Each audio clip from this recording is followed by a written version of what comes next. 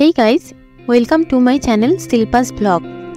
আজকের ভিডিওটি আমাদের পেলিং ও দার্জিলিং সিরিজের 4th ডে দার্জিলিং ট্যুর নিয়ে। এই ভিডিওতে আমি তোমাদের দার্জিলিংয়ের অল লোকাল সাইট সিইং একদিনে ঘুরে দেখাবো। এর আগের ভিডিওগুলিতে আমি তোমাদের দেখিয়েছি যে আমরা কিভাবে এনজেপি থেকে পেলিং পৌঁছবো, পেলিংয়ের সব লোকাল সাইট সিইং, আর পেলিং থেকে দার্জিলিংয়ের আসার রোড ট্রিপ, আর তার সাথে নামচি চারধাম, রাবাংলা বুদ্ধা পার্ক আর টেমিটি গার্ডেন ঘুরিয়ে দেখিয়েছি। আগের ভিডিওগুলোর লিঙ্ক আমি ডেসক্রিপশনে দিয়ে দেবো, চাইলে দেখে নিতে পারো। তো আমরা আগের দিন রাতে পেলিং থেকে দার্জিলিংয়ে পৌঁছেছি। দার্জিলিংয়ে আমাদের হোটেল আগে থেকে বুক করেই এসেছিলাম অনলাইনে। আর তোমরা যদি শুধু দার্জিলিং আসতে চাও তাহলে এনজেপি স্টেশনে নেমেই অনেক গাড়ি পেয়ে যাবে, আর শেয়ার গাড়িও পেয়ে যাবে। পার হেড 250 টাকা করে দিলেই পৌঁছে যাবে। আদারওয়াইজ তোমরা পার্সোনাল গাড়িও বুক করতে পারো, বাসও আছে, তো অনেক গাড়ি অ্যাভেলেবেল আছে, চলে আসতে পারো। আর দার্জিলিং পৌঁছতে প্রায় 2.5 থেকে 3 ঘন্টার মতো টাইম লাগবে। তো যখনই তোমরা দার্জিলিংয়ে ঘুরতে এসে গাড়ি বুক করতে যাও, তো তোমাদের বিভিন্ন রকম পয়েন্টসের কথা বলা হয়, 2 পয়েন্টস, 3 পয়েন্টস, 5 পয়েন্টস, 7 পয়েন্টস বা মিক্সড পয়েন্টস। তো আর তোমরা কনফিউজড হয়ে যাও কোনটা করলে বেস্ট হবে এটা ভেবে। তো আজকের এই ভিডিওতে সমস্ত কনফিউশন ক্লিয়ারলি আলোচনা করব, খুব ভালোভাবে এক্সপ্লেন করব। চলো ভিডিও শুরু করা যাক। তো এটা আমাদের দার্জিলিংয়ের হোটেল। আমাদের হোটেলের নাম ছিল শিভিন হোমস্টে। আমরা ডবল বেডের রুম নিয়েছিলাম, কারণ ফ্যামিলির 4 জন ছিলাম তাই। আর দেখতেই পাচ্ছ রুমটা কত বড় আর কত সুন্দর, পুরো নিট অ্যান্ড ক্লিন। আর রুমের সাথেই এটা হলো ব্যালকনি। ব্যালকনিতে দুদিকে দুটো সোফা দেওয়া রয়েছে, আর মাঝখানে টি টেবিল রয়েছে, আর এইদিকে ওয়ার্ড্রোব আর মিরর দেওয়া রয়েছে। মানে এখান থেকে দারুণ ভিউ পাওয়া যায়, দেখো ভিউটা জাস্ট। আমাদের রুমের প্রাইস ছিল 2000 টাকা। দার্জিলিংয়ে ম্যালের এত সামনে এই এত কম প্রাইসে এত সুন্দর ভিউ রুম মানে পাওয়াই যায় না। অনেক খুঁজে পেয়েছি, নাম্বার দিয়ে দেবো, তোমরা স্ক্রিনশট নিয়ে রাখতে পারো, বা ডিসক্রিপশানেও নাম্বার আমি দিয়ে দেবো।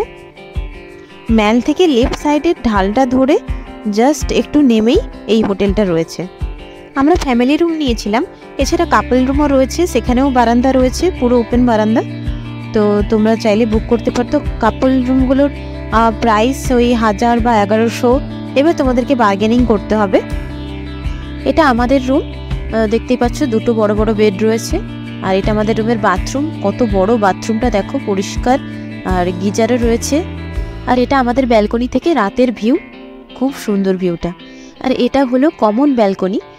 এই ব্যালকনি থেকে ভিউটা জাস্ট দেখো, উফ, অসম ভিউ।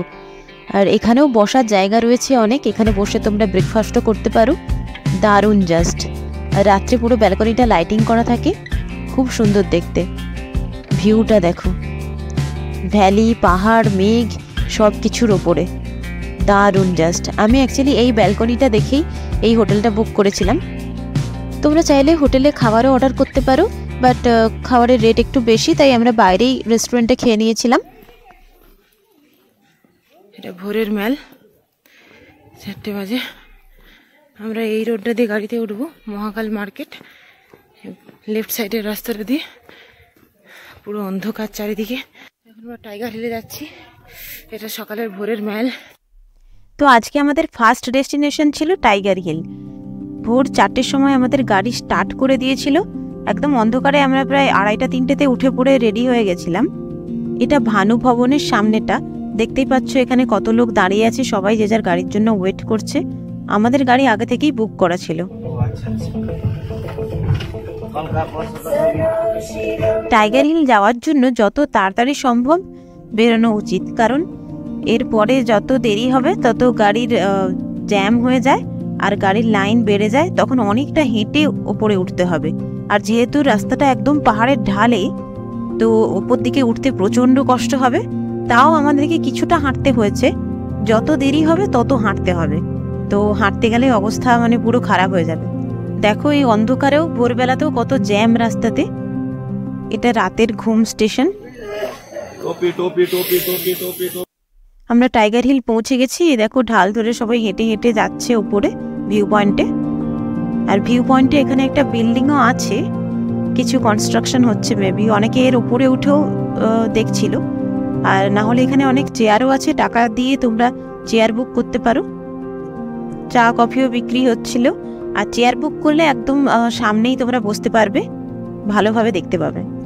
প্রচণ্ড ভিড় হয়, আমরা এত ভরে গেছি তাই কত ভিড়, অনেক পেছনে দাঁড়িয়েছিলাম। বাবা এক মন দিয়ে কফি খাচ্ছে। আমরা এখন টাইগার হিলে অনেকটা হেঁটে আসতে হলো উঁচুতে, অবস্থা খুব খারাপ সবার। এই সানরাইজ হচ্ছে, ওই যে লাইট দেখতে পাচ্ছ, ওখানে লাইন দিয়ে গাড়িগুলো আসছে। আর ওখানেও একটা ভিউ পয়েন্ট রয়েছে জঙ্গলের মধ্যে, ওখানেও দাঁড়িয়ে অনেকে দেখছিল। এখানে না আসে ওখান থেকেও দেখা যায়, বেশ ভালোই লাগে। পুরো শহরটা দেখা যাচ্ছে। ওই যে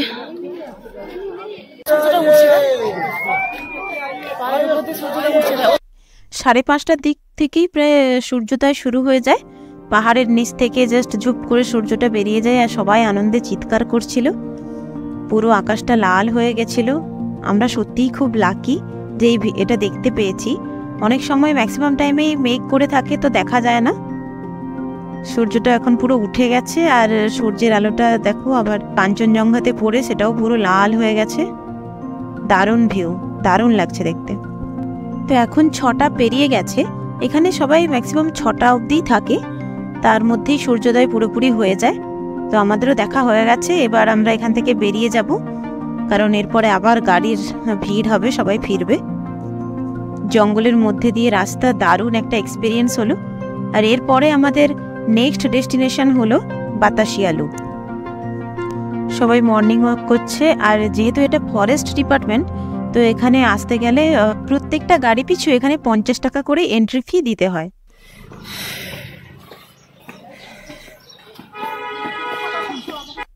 এরপর আমরা গেছিলাম বাতাসিয়া লুপে।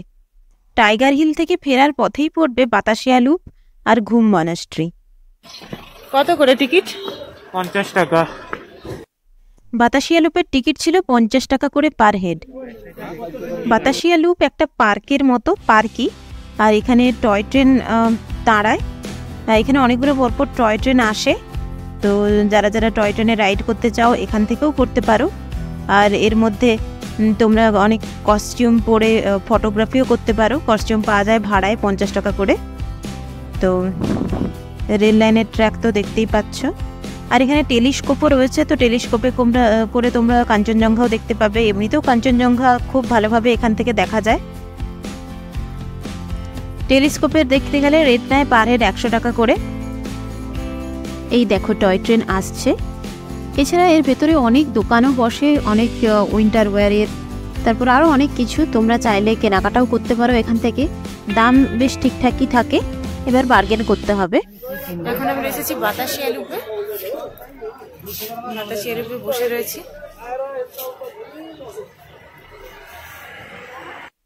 এখানে আই লাভ দার্জিলিং লেখা রয়েছে, প্রচুর সবাই এখানে ফটো শুট করে। আমরা সাইডেও দেখিয়ে দিই।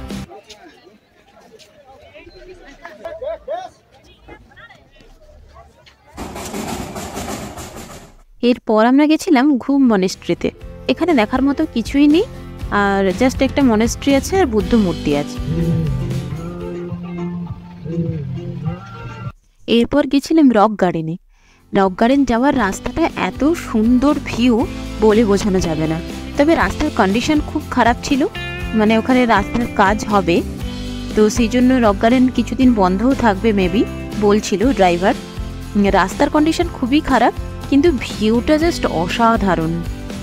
আমরা ড্রাইভারকে বলে রাস্তায় একটা জায়গায় দাঁড়িয়েছিলাম। ভিউটা জাস্ট এত সুন্দর, ক্যামেরায় বোঝানো সম্ভবই না চোখে না দেখলে। খুব সুন্দর একটা রোদ ঝলমলে দিন, আর তার সাথে এরকম ভিউ, অসাধারণ। দার্জিলিংয়ের সমস্ত লোকাল সাইটসিংয়ের মধ্যে এই জায়গাটাই আমার সব থেকে বেশি ভালো লেগেছিল, রক গার্ডেন। আর এই রক গার্ডেনের যাওয়ার যে রাস্তাটা,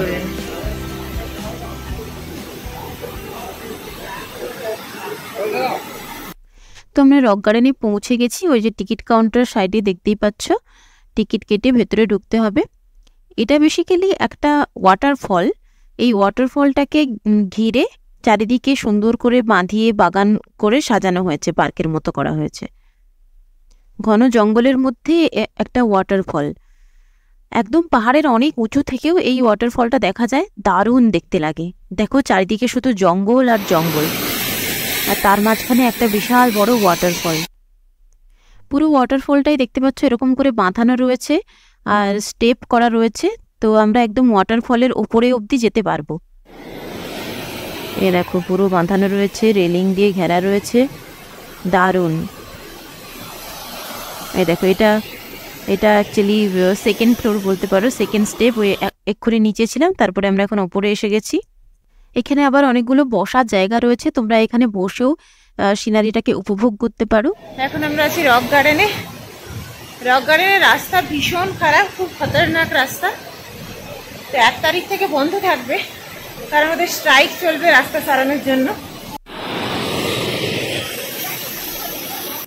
রক গার্ডেনের টিকিট ছিল ইন্ডিয়ানদের জন্য পার হেড 10 টাকা করে, আর রক গার্ডেনের টাইমিং হলো সকাল 10টা থেকে বিকেল 4টে অবধি।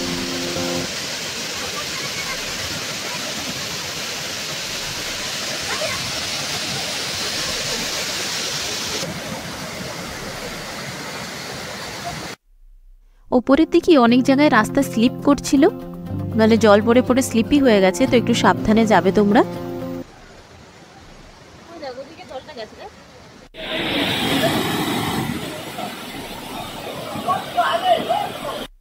রেলিং ক্রস করে অনেকে গিয়ে ফটোশ্যুট করছিল, যদিও রেলিং ক্রস করা নিয়ম নেই, তবু অনেকে গিয়েছিল ফটো তুলতে। ওয়াটারফলটা জাস্ট দারুণ, ভীষণ সুন্দর। আমরা এখন ব্রেকফাস্ট করছি এখানে রক গার্ডেনের সামনেই একটা রেস্টুরেন্টে। ব্রেড অমলেট, কফি আর কোল্ড ড্রিঙ্ক। রক গার্ডেন থেকে বেরিয়েই ওর একদম সামনেই একটা নয় অনেকগুলোই রেস্টুরেন্ট রয়েছে, তো ওখানে তোমরা টিফিন ব্রেকফাস্ট করে নিতে পারো। আর ওখানেই গাড়ি পার্কিং, সামনেই গাড়ি দাঁড়িয়ে থাকে। এরকম হয় নাকি? এরপর আমরা চলে গেছিলাম দার্জিলিং জুতে।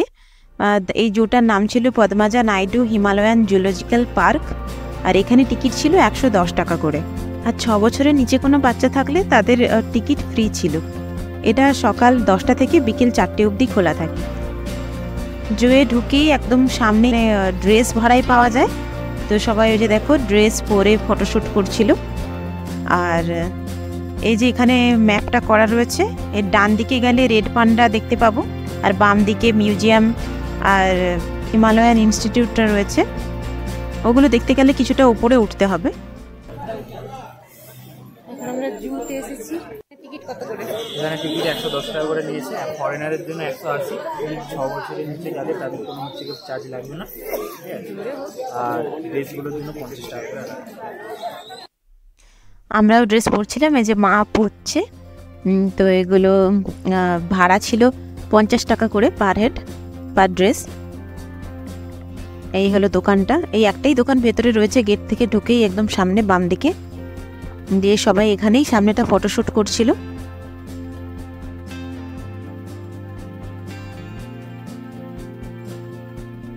এটা হচ্ছে আমাদের মহারাজা সাগর। ছুরিটা দেখা ভালো করে,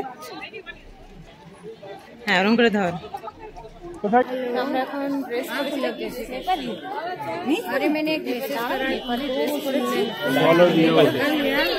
টাকা করে নিয়েছে ভাড়া। তো এবার আমরা রেড পান্ডা দেখতে যাব, দার্জিলিং ফেমাস রেড পান্ডা। এখানে রেড পান্ডার সমস্ত ডিটেল দেওয়া রয়েছে। এখন আমরা রেড পান্ডা দেখবো। এই তো রেড পান্ডা, এদের সামনে পেয়ে গেছে, আর উঠতে হবে না। রেড পান্ডা একদম সামনেই ছিল সবার প্রথমে, ডান দিকের রাস্তাটা গিয়েই। যেহেতু এটা দার্জিলিংয়ের ফেমাস, তো সবার প্রথমে এটাই ছিল। এবার ওই রাস্তাটা দিয়ে আরও যেতে থাকলে অনেক রকম জন্তু তোমরা দেখতে পাবে। এইগুলো ছোট ছোট যে হার্টসগুলো দেখতে পাচ্ছ, এগুলো এদের ঘর করা রয়েছে, ভীষণ কিউট দেখতে। রেড পান্ডাগুলো ভীষণই কিউট দেখতে, পুরো টেডি বিয়ারের মতো। আর এছাড়াও এখানে আরো অনেক জন্তু রয়েছে, যেমন বাঘ, পাখি, সাপ, বিভিন্ন টাইপের মাছ। ব্ল্যাক প্যান্থারও রয়েছে এখানে, ভাল্লুক। এরপরে আমরা লেফট সাইডে মানে অপোজিট সাইডটায় যাব হিমালয়ান ইনস্টিটিউট আর মিউজিয়ামটা দেখতে।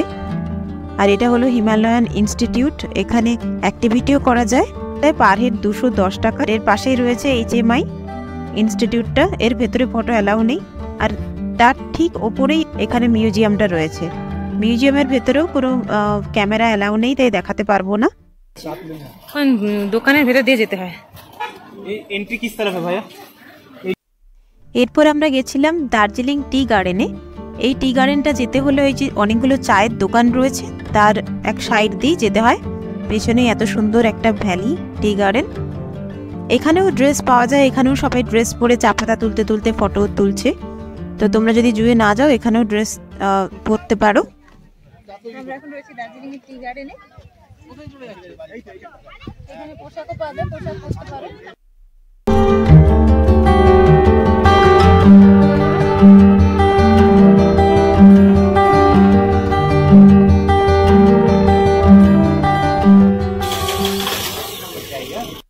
এরপর আমরা ওই চা দোকানগুলোতে একটু চা খেলাম আর চা কিনলাম। বিভিন্ন রকম দামের ভালো ভালো কোয়ালিটি সস্তায় চা পাওয়া যায়।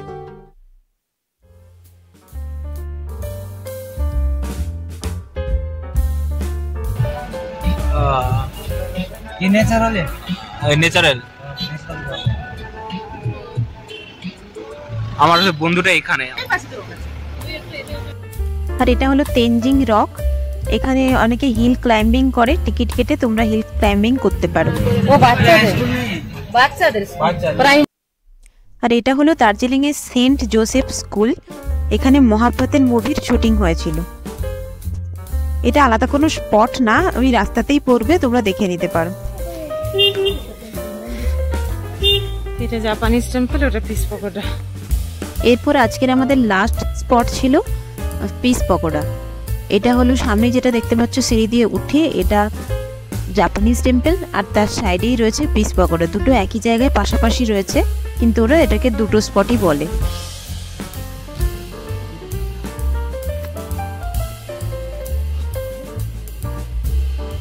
অনেকগুলো সিঁড়ি রয়েছে।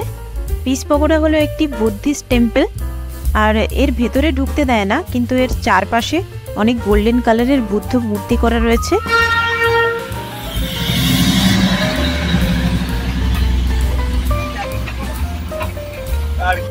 ওই দেখো টয় ট্রেন যাচ্ছে। আর এটা হলো দার্জিলিং এর ক্লক টাওয়ার। এটা ম্যাল থেকে সামনেই, তোমরা চাইলে ম্যাল থেকে হেঁটেও আসতে পারো। এটা একটা রেস্টুরেন্ট, টয় ট্রেনের শেপের, নতুন হয়েছে। এছাড়াও দার্জিলিং এ আরো একটি ফেমাস স্পট রয়েছে, যেটা হলো দার্জিলিং রোপওয়ে। আমরা এই রোপওয়েটা যাইনি, কারণ এখানে লাইন দিতে হয়, অনেক বড় লাইন পড়ে, প্রায় 3 থেকে 4 ঘন্টার মতো লাইন দিতে হয়।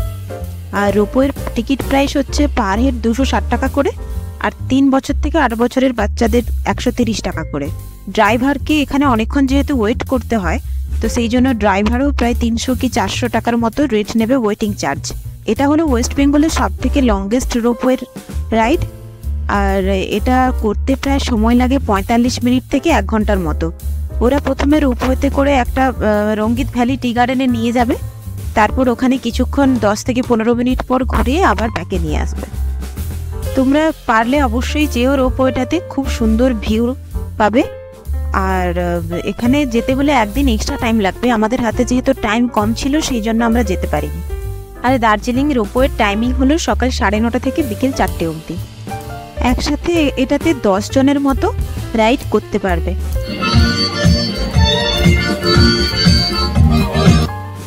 এরপর আমরা রুমে গিয়ে চেঞ্জ করে ফ্রেশ হয়ে সন্ধেবেলায় আবার মেলে এসেছিলাম। মেলেই খাওয়া দাওয়া করছিলাম। আর এখানে দেখছো মেলে ফাংশন হচ্ছে, সবাই গান গাইছে। এটা সন্ধ্যের মেল, দেখো কত ভিড়, পুরো মেলার মতো, আর কত খাবারের দোকান পরপর। আর মেলের সাইডেই দোকানগুলো থেকে আমরা কিছু কেনাকাটাও করলাম। অনেক দোকান রয়েছে। তো এবার আসি প্রথমেই যে দার্জিলিং লোকাল সাইট সিইং এর ব্যাপারে পয়েন্টসগুলো নিয়ে আলোচনা করব বলেছিলাম, সেই ব্যাপারে। ফার্স্টেই বলি 3 পয়েন্টসের ব্যাপারে। 3 পয়েন্টসে প্রথমে তোমাদের নিয়ে যাওয়া হবে টাইগার হিল, দেন বাতাসিয়া লুপ, দেন ঘুম মনেস্ট্রি। এগুলো হলো মর্নিং পয়েন্ট। সকাল 4টে থেকে 4:30-র মধ্যে জার্নি স্টার্ট করতে হবে, আর 7টা থেকে 7:30টার মধ্যেই 3 পয়েন্টস কভারও হয়ে যাবে। এরপর আসি 2 পয়েন্টসে। 2 পয়েন্টসের মধ্যে রয়েছে রক গার্ডেন আর গঙ্গামায়া পার্ক, দুটো একদম কাছাকাছি অবস্থিত। এটি ডে ট্রিপ, 2 ঘন্টার মতো লাগবে করতে। এখানে খুব সুন্দর ন্যাচারাল ভিউ পাবে তোমরা, একটা বিশাল বড় ওয়াটারফল পাবে, নদীও পাবে, আর গঙ্গামায়া পার্কে বোট রাইডিংও করতে পারবে। এরপর রয়েছে 5 পয়েন্টস। 5 পয়েন্টসের মধ্যে রয়েছে জাপানিজ টেম্পল, পিস পগোডা, এই দুটো একদম পাশাপাশি অবস্থিত, আভা আর্ট গ্যালারি, ডালি মনেস্ট্রি, ধীরধান টেম্পল। এটিও একটি ডে ট্রিপ।